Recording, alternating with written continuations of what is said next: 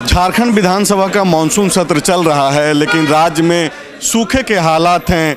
46% कम बारिश हुई है और इसके वजह से धान का जो रोपनी होता है वो लगभग 15% ही हो पाया है। आज हमारे साथ अनंत ओझा जी हैं।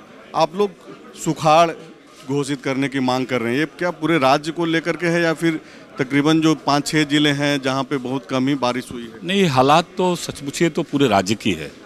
मैं जिस जिले से आता हूँ, एक तरफ माँ गंगा का हम सबको वरदान है, वहीं जो हमारा पहाड़ी क्षेत्र है, उस पहाड़ी क्षेत्र में औसत वर्षा से काफ़ी कम बारिश हुई है और ये स्थिति पूरे राज्य की है।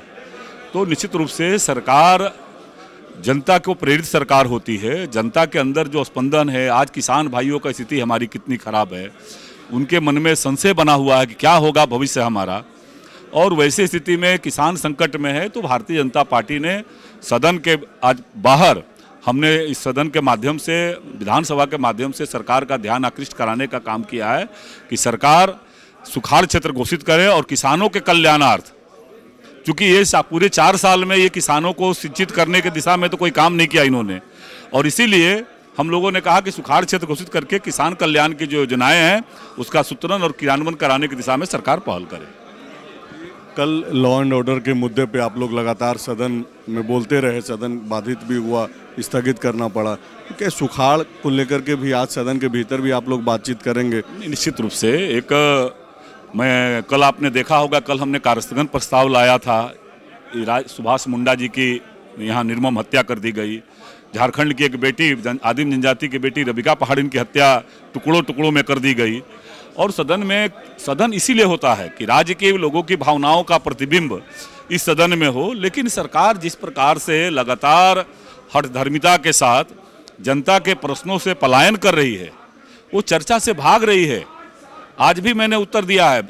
आज मेरा एक प्रश्न आया है आपके माध्यम से कि राज्य में टेक्निकल विश्वविद्यालय का कुलपति का नियुक्ति नहीं होने के कारण सरकार अभी तक कई जो तकनीकी विश्वविद्यालय महाविद्यालय हैं उसका प्रिय संबद्धता खतरे में पड़ गई है। आनन फानन में सरकार जो है नियुक्ति कर दी, प्रश्न डालने के बाद नियुक्ति की और उत्तर में देती है कि अस्वीकारात्मक। ये कहती सरकार अगर सच को स्वीकार करती कि नहीं हमसे इतने दिनों तक नियुक्ति हम नहीं दे पाए हैं, ये ठीक है कि माननीय सदस्य ने ध्यान दिलाया है तो इसके चलते हम लोगों ने ऐसा काम किया है। तो इसी प्रकार से सरकार लगातार जनता के मुद्दे से पलायन कर रही है हर एक विषय पर। आज भी मैंने कार्यस्थगन लाया है। अगर हिम्मत है सरकार में तो खुली चर्चा कराए और चर्चा करके नौजवानों का रोजगार के बारे में चर्चा कराए, इनकी स्थानीय नीति क्या है इनके बारे में चर्चा कराए। 1932 की खतियान झारखंडी की पहचान, सदन में माननीय नेता सदन कहते हैं कि 32 का खतियान लागू नहीं हो सकता है। तो ये किसके लिए भ्रम? 5 लाख नौकरी देंगे और नौजवानों को नौकरी देने से वंचित कर दिया। तो सदन है, सदन में आज मैंने कार्यस्थगन लाया है और हमने इसी विषय पर लाया है। आज चर्चा कराए सरकार नौजवानों के रोजगार के बारे में। 1932 का जिसका जिक्र कर रहे हैं आप, मानसून सत्र शुरू होने से पहले सूचना जनसंपर्क विभाग के द्वारा एक प्रेस रिलीज भी मीडिया को भेजा गया और बोला गया कि 1932 ओबीसी और मॉब लिंचिंग का जो विधेयक है वो फिर से सरकार लाने का प्रयास कर रही है, लेकिन वो दिख नहीं रहा है। क्या देखिए, न तो मैंने इसीलिए कहा कि सरकार के न तो नीति स्पष्ट है न इनका नियत स्पष्ट है।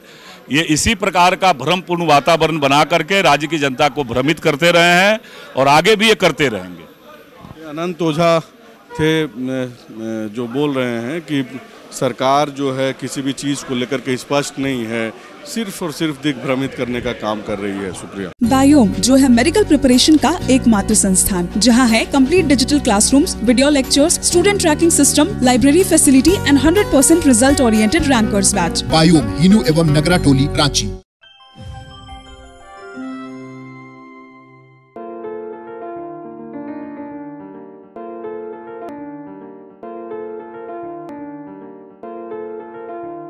thefollowup.in. Like, share, and subscribe. www.thefollowup.in